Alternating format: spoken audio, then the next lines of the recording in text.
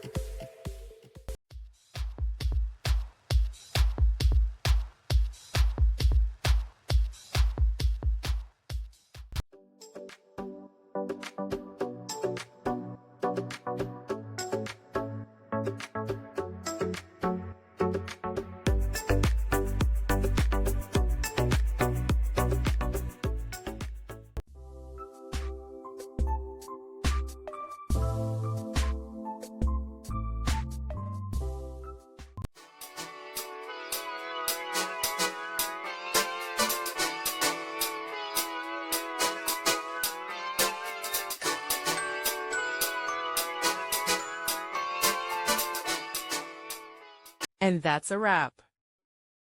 I hope you found the answer you were looking for.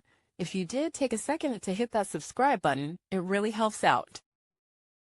And let me know in the comments which solution worked best for you. See you next time in the debug zone.